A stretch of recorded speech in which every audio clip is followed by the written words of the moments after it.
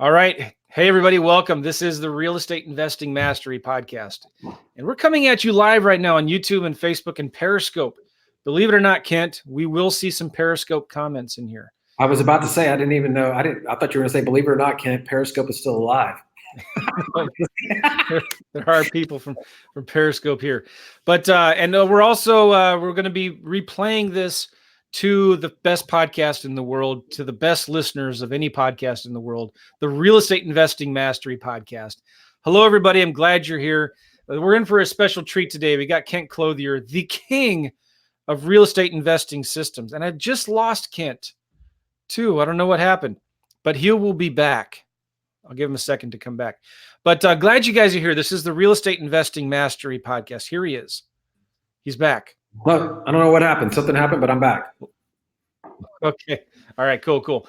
So anyway, guys, on this podcast, we're going to be interviewing Kent Clothier and asking him about kind of what's working well in this market today, talking about systems. I mean, if anybody in the industry that I've learned more from, it's been Kent, like learning about systems and how to automate your business and think of it as a business, not as a hobby. It's Kent Clothier, and I'm really glad to have him here. So first, guys, let me tell you this. If you're listening to this on iTunes or whatever, Stitcher, Spotify, subscribe to this podcast, leave a review, let us know you like the show. We just crossed over 500 reviews. I know that's nothing compared to some of the podcasts out there in real estate right now that have hundreds of thousands of reviews, but it's still stinking good, right? 500. I have the best podcast listeners, and I want you to leave a review. If you like this show, go to iTunes, leave a review in there. And if you're watching us right now on YouTube and Facebook, I want you to type in the comments and say hello. Tell us where you're from. Just tell us where you're from. And if any of you have ever bought any of Kent's products, I want to hear from you guys as well, because he's got the best software out there, and he's got just a lot of really cool tools. And so type in the comments right now on YouTube and Facebook and Periscope. Just say hello. Tell us where you're from. We'd love to say hi to you. And if you've got any questions for Kent, I want to encourage you to ask them right now as we go along here. Okay. So, Kent, glad you're here. Thanks for taking the time. I know you're super busy, and you live in this really horrible, ugly part of the country called La Jolla. Yeah. And you could be doing a lot of better things, like right now, like just walking out a block from your office and you'd be there on the beach. Thanks for being here, man. Of course, brother. It's my pleasure. By the way, I think you still have the office. I recognize it in the background. Are you still in that same place in La Jolla there? I'm in the same place in La Jolla, live right down the street. And as you pointed out, it's, as the rest of the country might be burning up, we're sitting here, it's 70 degrees and beautiful. So I have no complaints. Oh man, I do. I got a complaint. I'm not there. But yeah, cool. Thanks for being here. We got one comment from a guy on YouTube, Jeffino33. Hey guys, from Cleveland. What's up? Thanks. Glad you're here. Yeah. So Kent, man, you've been in the business a long time. We've been friends for a long time too. I was recently listening to a podcast that you did with Roland Frazier. And I want to encourage you all guys listening to this to go get that podcast. It was fantastic. And the podcast, I believe, is called Business Lunch. Is that right? Correct. Business Lunch with Roland Frazier. Exactly right. Go get that. Subscribe to that podcast, number one, because Roland is one of the smartest guys in marketing ever. No doubt. Super cool guy. And he's got this podcast called Business Lunch, and he interviewed Kent Clothier just recently. And it was such a good interview. I reached out to Kent and I said, hey, can I get you on my show? And he was gracious to say yes. So thanks for being here, man. How's business for you, Kent? How's life right now going for you? Everything's good. Everything's really good. Our investing business, our family just celebrated the biggest month we've ever had. Our Real Estate Worldwide organization is continuing to do great. We just passed 50,000 students and $50 million total in sales. And we just got, we've got tens of thousands of students now on our software that are using our software in our training. So that's really exciting, right? That it just continues to grow on itself, and people still see the value in everything we're bringing to the market. And, equally, we've got Cribs that is, we've been working on for the last couple of years. It's getting ready to come to market here in the next few weeks. So anything we're going on that we're doing right now, I'm the most excited about. It's a really exciting project that's kind of taking a lot of time, effort, energy, and money, but it's about to take the industry by storm. What is Cribs?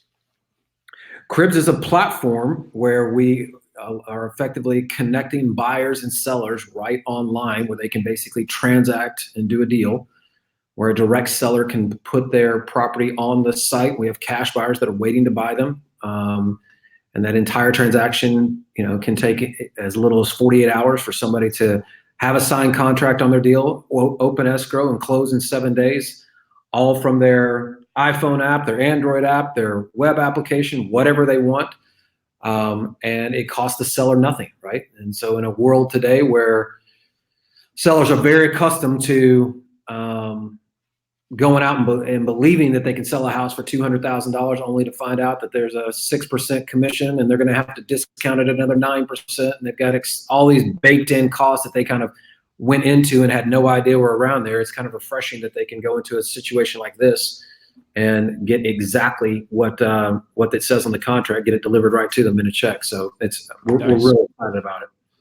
Now, what's crazy though, Kent, all of the success that you have with your businesses and what you guys are doing with Memphis Invest, and like I think you're in 2 or 3 other cities right now.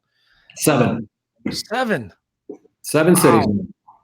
Okay, 7 cities. That's all. Yeah. You got Real Estate Worldwide, and you've got this new business you're coming out with.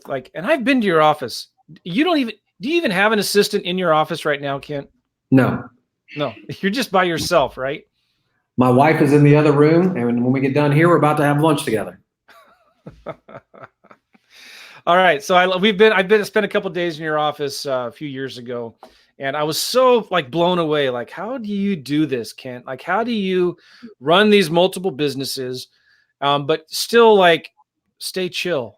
You're not busting at the seams, with a bunch of people running around. You never seem stressed or phased. I know it's a hard question to answer maybe, but what got you to where you are now? Well, I would probably say that as the saying goes, you do it long enough, you'll figure it out, right? And so I've been in this business for a long time. I've been in business in general for a long time, right? I'm now in my 32nd year in business. I just turned 49, and I can tell you all through my 20s and probably most of my 30s, I wasn't this guy, right? I mean, this is just the latest iteration that you see. I was that very intense guy that was very emotional and had a tendency to get pissed off and wound up and do all that kind of stuff. And don't kid yourself, all that stuff still happens. The reality of it is just that at this point, you pointed it out earlier. I am very confident in my teams. Mm-hmm. I've invested a lot of money and a lot of effort, a lot of time, a lot of energy into getting people around me that are trained, are qualified, and we work hard to empower them to go and run these organizations. I mean, there's not one organization. I mean, I guess with the exception of Cribs, it's about to launch, and Cribs will be the biggest out of all 3 of them very quickly. That there's not one of those organizations that's not, hundreds of millions, if not tens of millions of dollars is being transacted every year.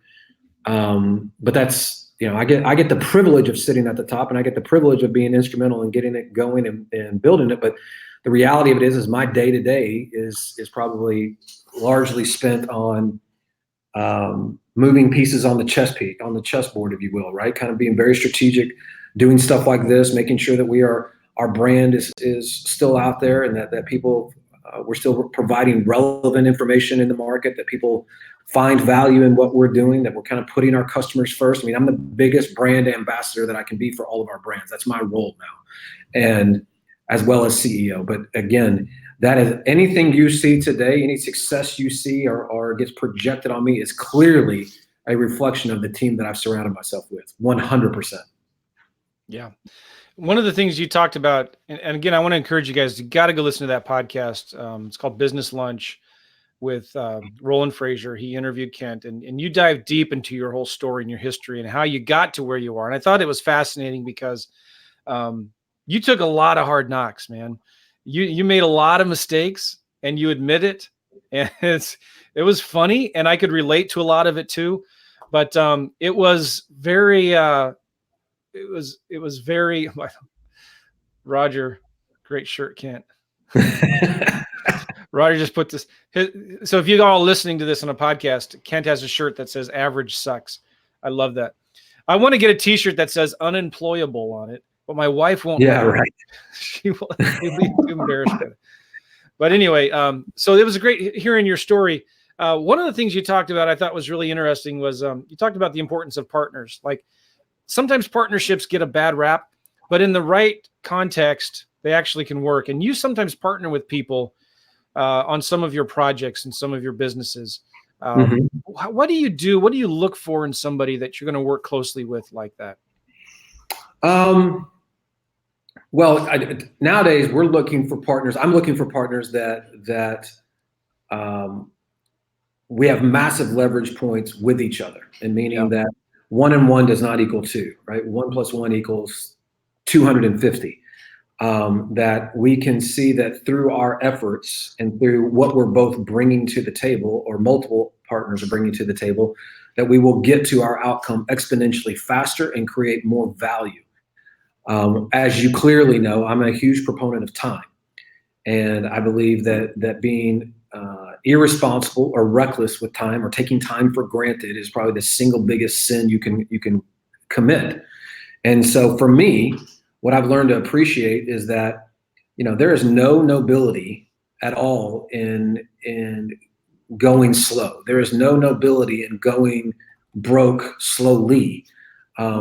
If you can get to the outcome quicker, and there is a price you have to pay to make that happen, more times than not in my life now, I'm looking for what is the opportunity cost associated with that time.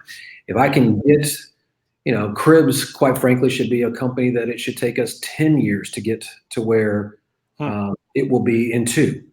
And I'm trying to get to the outcome, trying to get to the good stuff as fast as humanly possible. So what I'm looking for in my partners are people that allow that to happen, right? I have no interest in partnering with somebody that has a great idea, but it's an idea, and that's not a partnership. That's me doing a lot of heavy lifting to get you out the door.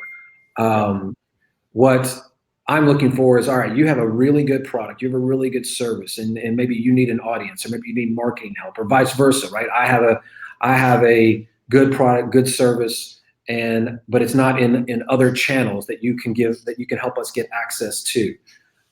It's all about how we bring value to each other. And then, part of what I talked about on that podcast with Roland was that I think it's really important, and one of the things we've learned over the years, that anytime you enter into a partnership, that you kind of get divorced before you get married, is what I call it. Yeah. Meaning that you need to clearly lay out the expectations of that partnership, right? Everybody's got deliverables. Everybody has things they're going to be measured against. Everybody knows the rules of the game. And it's not just spelled out on the back of a napkin. It's an legally binding partnership agreement and what that allows to happen is it pulls all of the emotion out of a partnership. We have a job, and this is what we are here to do. And we are clearly on the same path to get to those synergies as quickly as humanly possible. A lot of times what people do in partnerships is they step into it and say, well, you're cool, I'm doing 10 deals, you're doing 10 deals. Well, we get it together, maybe we can get it to 25. Or I don't like doing acquisitions and you do, and I like doing it. And those are partnerships out of convenience. That's all that is, right? I can't even tell you how many times I've seen people partner up after going to a 3-day seminar together. They literally met in the room, and they walk out, and suddenly they're going to bring their businesses together. And that almost never works. And the reason it works is because those are partnerships made out of convenience. I've seen countless partnerships where people partner because they are friends or they are family. And it's, again, out of convenience. And I get it, and I've made those mistakes. Don't get me wrong. I'm not saying this as though I haven't committed those mistakes. The reason I know what I'm talking about is because I have done those things. What I'm telling you is that it's much better, much cleaner if there is 2 massive leverage points that everybody can clearly see, and then the rules are spelled out right from the beginning, and where you guys can create a windfall together. Not just because you hate something about your business, then you think you can partner with somebody else to do it for you, does not make that a good partnership. Yeah, that's good. Real good advice. All right, I want to steer the conversation, if you can, Kent, to software. Okay. You've created some awesome software in the past. I'm going to guess. I'm going to take a wild guess here that you don't know anything about code.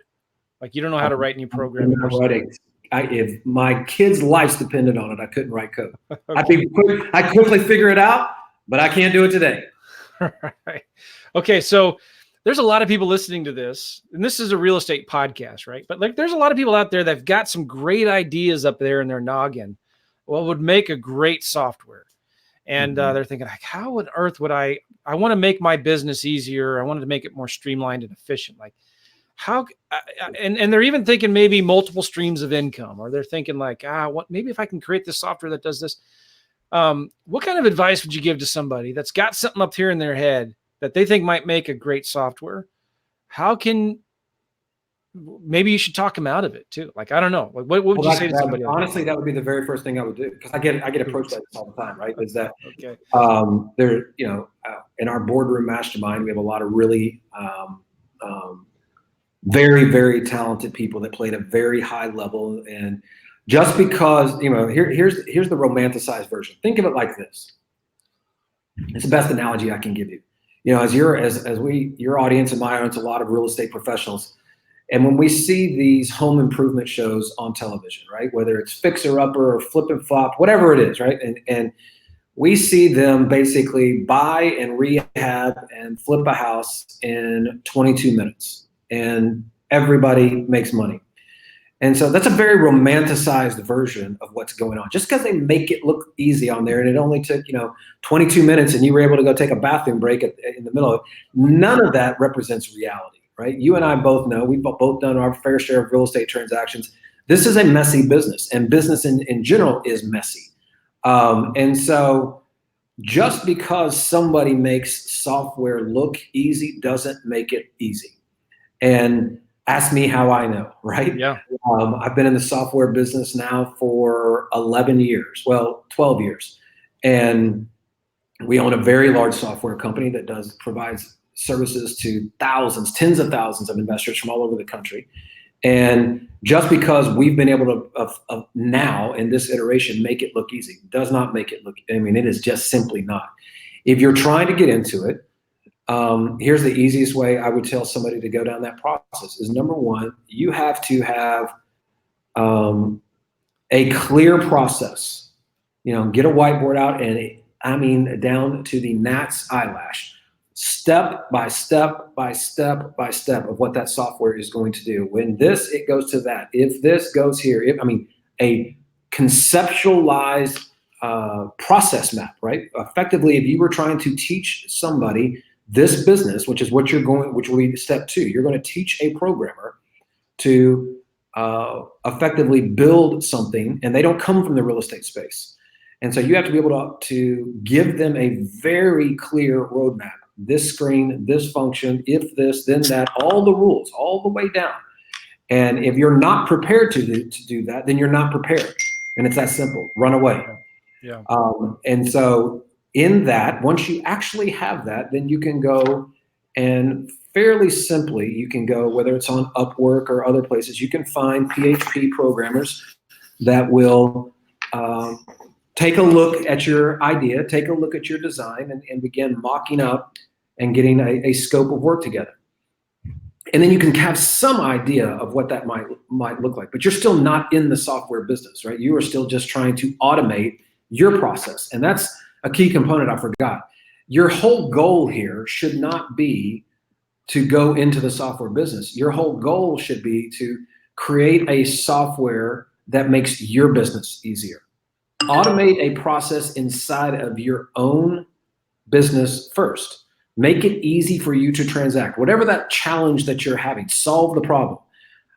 Whether it's some kind of marketing piece of software, whether it is some kind of transaction coordination, whatever it is. There's a million different ways. CRM, solve that problem first. Be your own, because if it's not good enough for you, then it's not good enough to sell. And so when you solve that problem and you've got that platform built, then you can go out and basically beta test it, put it in the hands of people that you trust, whether those are people in your mastermind, people inside of Facebook groups, some of the people like on this podcast, offering it to you as a free gift, go be one of our beta users, whatever. The idea is get real use cases where you understand whether this is even viable or not. And then at that point, once you understand it's viable and people do like it, it is user friendly, there is value you bring into the market. Well, now all of a sudden you switch and now you got to put your marketing hat on. How do I actually get enough attention? How do I get people to actually purchase this? And there's a number of different ways. You can do that through free trials. You can do that through webinars. You can do that. There's podcasts, whatever the case may be. But you have to figure out how to get it in the hands of people that matter. And then ultimately, the last thing I'll tell you is it's a business. And by the way, it's not a real estate business. So everything you think you know, if all you've ever done is run a real estate business, you're in for a very rude awakening, because there could not be two businesses that are more disalike, right? I mean, they are just completely different.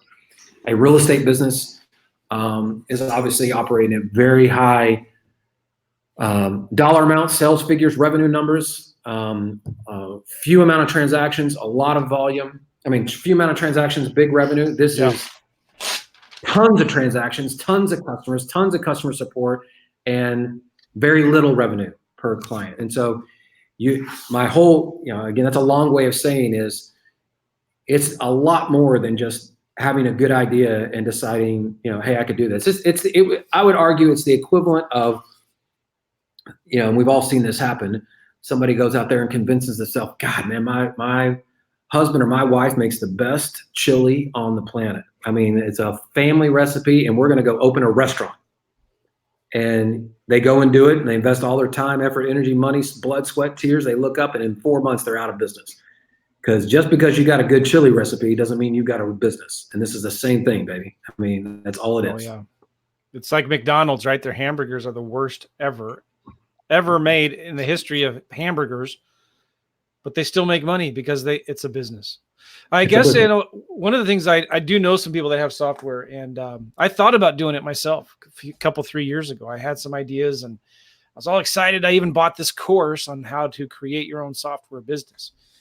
And I immediately realized, holy smokes, like if I really did sell this thing, the customer service requirements would drive me insane. Correct. Right. And so like you may think you're making, $100,000 a month selling this software, but you're going to need 10 people that kind of a level, just handling customer service complaints and questions and things like that. Yeah, because you're most software consumers are either, they kind of fall into, inevitably they are going to either be lazy and they're going to call for their password or login or send in an email, right? We've all done it. Or they're never going to read your FAQs. They're never going to watch your videos. And most of them, your average client out there basically operates at a fifth grade to ninth grade education level. It doesn't mean that's what they have. It just means that's the way they operate. And so, a lot of things we take for granted because we are not our users. We are not our clients, right? So things that come very natural to high performers do not come natural to the people that are buying your software. So there's a whole nother level here of, again, it isn't about software. It's about any business. There's no point in going into business if you're not going to treat it like a business, period. Mm-hmm. Yeah, that was a big breakthrough for me because I used to treat my business like a hobby. Right. And we won't talk about some of the other things that I could talk about if we weren't live in front of 5 million people right now. But like I've made a lot of stupid mistakes because I just thought, it'll take care of itself. And it doesn't. You've got to treat this business like a business, right? Ken, I wanted to ask you some more questions along that line, but you coach a lot of high-level real estate investors from all over the country. You have a couple different masterminds groups that you're in, that you lead. What are some of the things that you see working really well right now with the guys who are doing a ton of deals, who are not just doing a lot of deals, but, are able to have dinner with their wife and kids when they come home at night? You know what I mean? Well, I mean, the highest performers in any business, real estate or otherwise, are people that clearly understand the benefits of systems and processes and people, right? And so I'll talk about the second part of your question first, then I'll come back and get a little practical.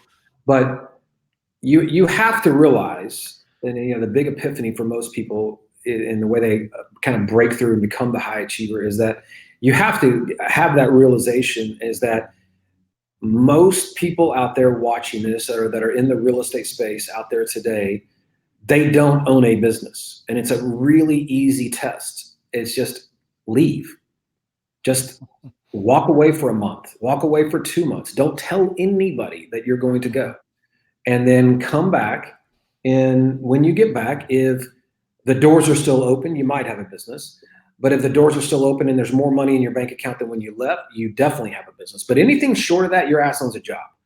And so as long as you own a job, you've got work to do if you want to be a business owner, meaning that you're going to have to figure out a way to remove yourself. And so some of the best advice I got a long time ago from a mentor was fire yourself as often as you can.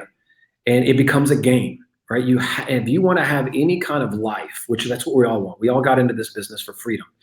And if that's really what motivates you, well, you'll never have freedom as long as you're doing everything. And as long as you're stuck in that mental capacity that won't allow you to ask for help or allow people and allow you to empower people to take the reins and move your businesses forward, you'll forever be stuck. And so that huge epiphany, that huge enlightened moment when you realize that you are in control, but as long as you keep making the decisions you're making, then you will end up exactly where you always are.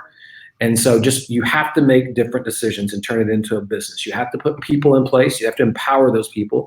You have to have processes in place. You have to have measuring in place. You have to have key KPIs in place where you can sit there and understand what's going on in your business in a heartbeat, and then pivot and run it from that standpoint.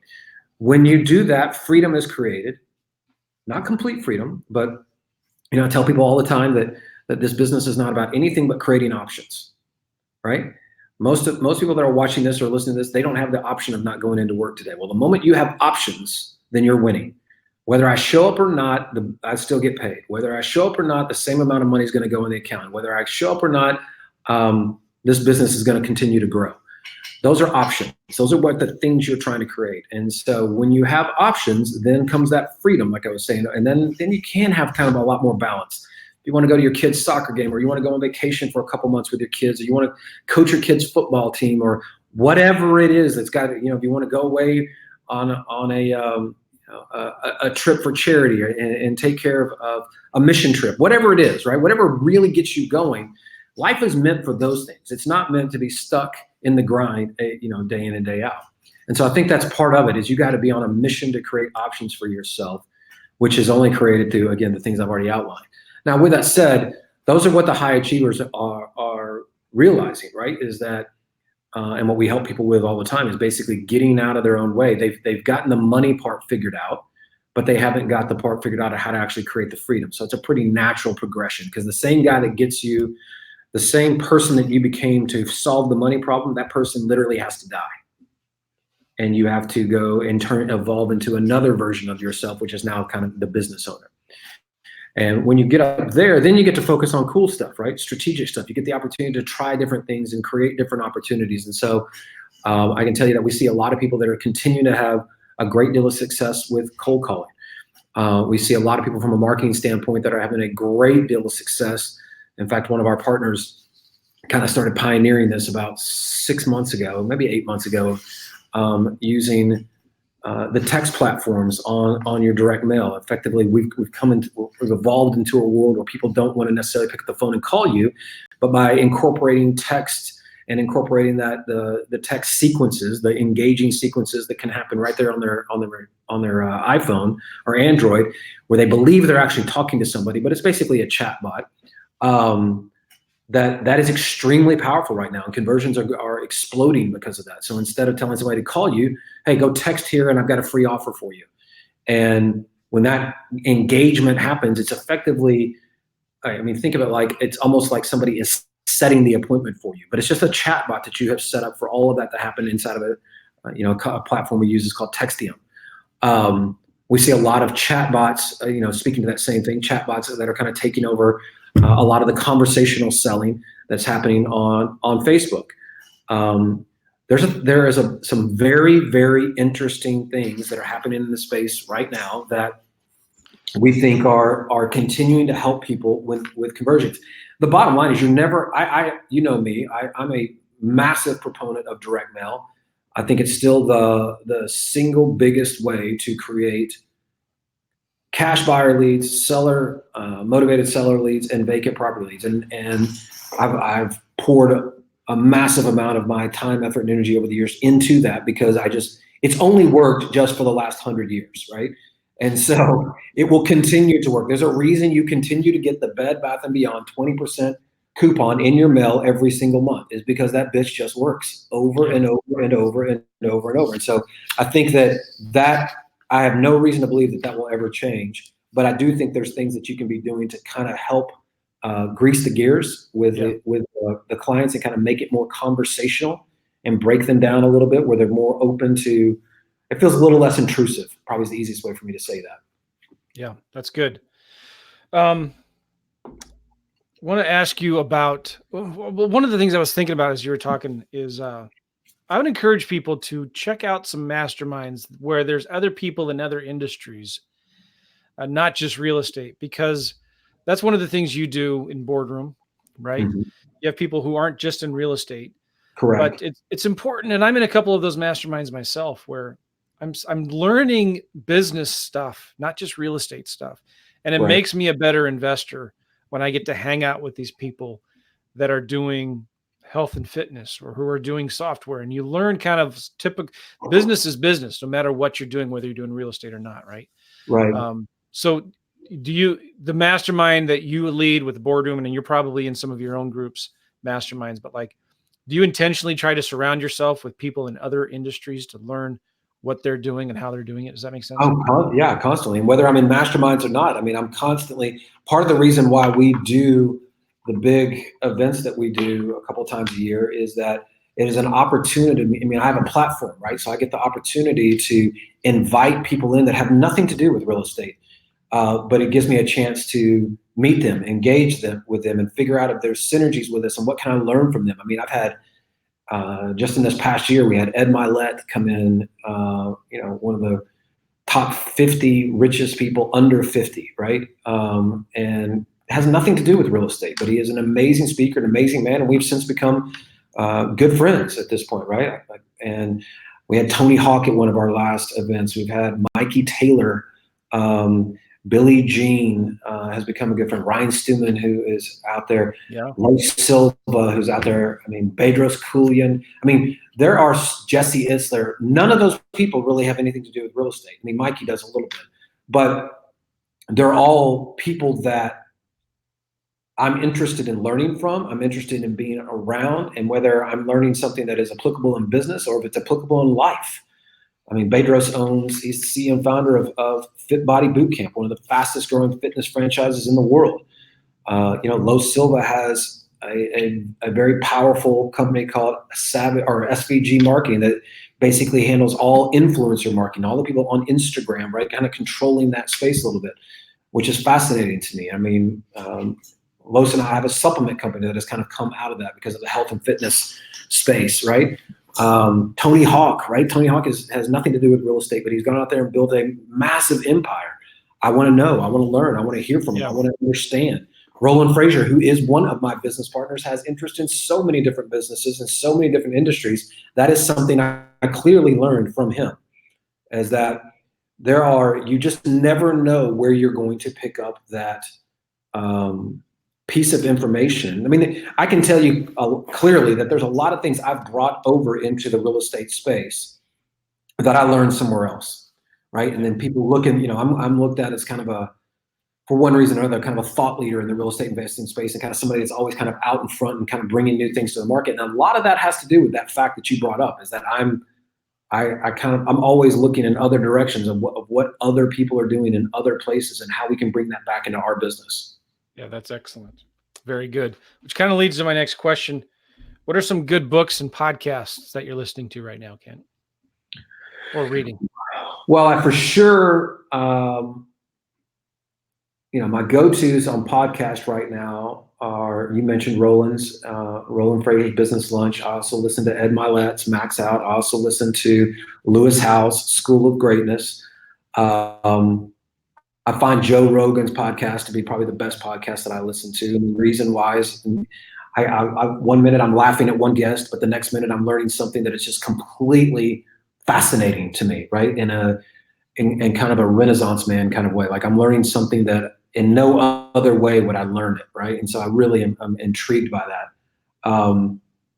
I just read David Goggins' book, Can't Hurt Me, which I think is an amazing book. Yeah. That everybody should be reading. I think that you should also, I mean, probably the Principles, it was another great book that I recently read. What's another good one that I just read? Let me look at my phone. My go-tos that I always recommend to people, everybody asks me what's the books that have changed my life, and for sure, the book that's been the most. Oh, I'll tell you another great book that I just read that was amazing was Howard Stern's new book. Really? Because it's really good on how he's going into the interviews and the different ways of basically, a lot about the psychology of how different people, kind of perform at a really high level. It's a great book. Howard Stern. Yep. I'm just looking over here. What else have I recently read that I thought was very good? Thirst, which is another great book. Thirst. It's by the founder of Charity Water, which is a fantastic book and a charity that we support. But the number one book, I mean, without question, the number one for sure is The Alchemist by Paulo Coelho. I thought you were going to say The E-Myth. No, The Alchemist is always my go-to. And for those of you that don't know it, it's not a business book. It has nothing to do with business, but it is a book that philosophically and fundamentally has changed everything about me. And for anybody that's reading it, it'll probably take you a day. And if I would argue that if you're kind of in the right frame of mind to receive it, you will quickly, kind of a feeling that will wash over you that you are exactly where you're supposed to be right now, right? That you effectively deserve everything you get in your life. All the decisions you made are yours, but they're all taking you down the right path. You just have to trust that. And in any endeavor, but especially in business, I think that's a really important message, right? Because you and I both know how many people get in this and they get into it bright-eyed and bushy-tailed, got their head in the clouds, and they don't really understand what's about to happen. They're not prepared to get hit. They're not prepared to get knocked down. They're not prepared to fail in any way. And clearly that is not the way you go into business, right? But it's not clear to them. But if you ask anybody that's been in business for any length of time, we all have our horror stories where we've gotten knocked down really. So I think that's a really good book and a really good message. The E-Myth certainly has played a massive role in my life. Secrets of the Millionaire Mind is another one that played a massive role. Dale Carnegie's How to Win Friends and Influence People played a massive role. Zig Ziglar's The Secret of Selling was another one that, these are oldies but goodies, but the Think and Grow Rich. These are books that matter, right? These are books that, I never went to college. I got my education out of real world, but also by pouring myself into these books and applying what I was learning in real time and not waiting. I think that's really, really important. Books are so important. I've been reading more and more myself. And it's easier now than it's ever been. If you think about it, you don't even have to read it anymore. Geez, you can just listen to it. Yeah. What's another one? Oh, Exponential Organizations was another one I just read that was really, really good. Exponential Organizations. Yeah, that's good. Excellent. Good. I know a lot of people wrote that stuff down. You have a couple coaching programs right now and masterminds. We talk about the boardroom, the different levels that you have. And if somebody's interested in working with you, can you just talk about that real quick? Yeah, sure. The easiest way to find me is just to go to, I'm all over the place, so I'm not hard to find. Go to Facebook or Instagram or just go to KentClothier.com. Our main website is reww.com, and our mastermind website is rewwboardroom.com. The masterminds that we do, we handle private coaching for real estate investors that are coming into the business, right? And that we know they need.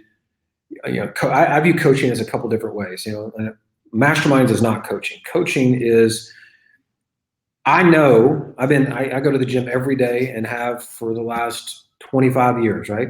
I'm at the gym at 7:30 in the morning, and that's just where I go. And I'm out there, and I always have a trainer and always have had a trainer. Now, clearly, after doing that for as many years as I've done it, I don't need a trainer to be there, right? Yeah. Because I definitely know what to do. There's a lot of people out there that think they know what to do, right? They have gotten information, whether it's through a course, whether it's through YouTube videos, whether it's through a podcast, whatever. They got information. But there's a massive difference between information and insight. And that's the way I view coaching, right? Information is information. Insight, understanding exactly why you're doing what you're doing and why it needs to happen in this way, this day, this time, as well as accountability, has proven in my life time and time again to be, one of the most important aspects that I bring into my life. There's a reason why I still have coaches to this very day. It's a huge component. And so we know that people can be successful with our courses for sure.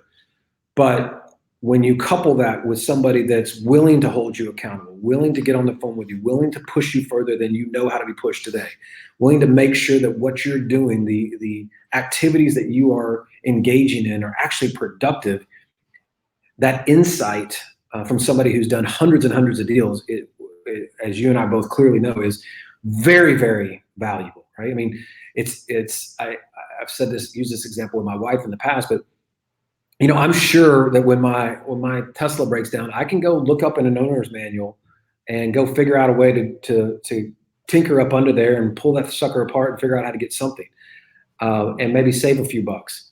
But there's a reason why we go take the Tesla down the street and we get charged $500 for a service call, and they push that one button and they fix the whole thing, and I get the car back in an hour. That's insight. Right? There's that wisdom, that power, that information getting me to the finish line quicker is a big ass deal, right? And that's the difference. And so that's what coaching is. Now, masterminds is kind of an offshoot of that. The masterminds is that over the years, masterminds have proven to be invaluable in my own growth, right? My business partner, Roland, and I met in a mastermind. I was one of the original members of the War Room, still in War Room. And I've seen over and over how when you get in a room and surround yourself with 20 or 30 people that are playing at a higher level than you over the course of a 2-day period, that how time is compressed, right? And as again, time is everything to me. So I just want to get to the result faster. And so if I'm putting my problem out in front of everybody, and I have 20 people that I really respect, and they're all focusing their attention on me, even just for an hour, to solve my one problem. And it's, hey man, talk to this guy to do that, go do this. This is why you don't want to do that. This is why you do, whatever. That is extremely valuable, right? I'm just getting the results faster. But now I sit in the room for the rest of the 2 days and I watch 19 other people do the exact same thing. And so that collective wisdom that gets all put together like that and compressed. Now I'm solving 19 other problems that I may not even know are going to be my problems, right? I'm able to look around corners and effectively see the future and say that, oh, wow, I didn't see that coming. I had no idea that was going to be, 6 months from now when I get to that level, or yeah, I know how to solve that problem for you. That experience over 2 days is just shockingly effective. And that's why it's also, I'm not the only one. You know what I'm saying? Yeah. And that validation, you're exactly right. That validation that, wow, I'm not crazy, right? I'm not on an island. And that camaraderie that's built, that kind of that fraternity that is built of that. And then having that all come at you that fast over a 2-day period, and then walking out of there and being able to act on some of those things and doing that 3 or 4 times a year. I mean, you are what would have taken you 4 years to do, you now effectively can get done in 1 year. When you keep conning yourself and telling yourself, yeah, well, I'll just get to it when I do this or get to it when I do that. Why don't you just get to it? Right? Why don't we just get the result faster? And that's what masterminds are about. And so I started the Boardroom Mastermind, I guess we're in our 5th year. Wow. And it's, we have 3 levels because we know there's a progression that real estate investors go through. and again, it's not about real estate. What every entrepreneur goes through is that there's one thing when you're starting out and you're just trying to walk away from that 9 to 5, you're just trying to get your confidence, just trying to get your first transactions going, trying to make sure that you're not crazy, getting your wife or your husband to believe in you, all those things. I mean, that's one set of circumstances. That's kind of that newbie investor, newbie entrepreneur. And so we kind of have one boardroom that's for that type of person, because we need to help them in a very different way. And then we have kind of a little bit more of an elite investor, somebody that's solved largely the problem of, do I believe in myself and do I think this is viable? They've gotten past that, but now they don't have any concept of how to turn it into a business. So that's the second stage, what we call boardroom elite, where we're talking about, all right, how do you turn this thing into a business? How do you put those things I was talking about, systems and processes in place? What's the best solutions for this? How we solve those problems for you collectively. And then the last evolution is what we call our billionaire boardroom. And believe it or not, you can be making $1 million a year, several $1 million a year, and you still have problems. Because when you get to that level, you'd be shocked at how many people are at that level and absolutely miserable because they've done it at the expense of their family, of everything that actually mattered to them.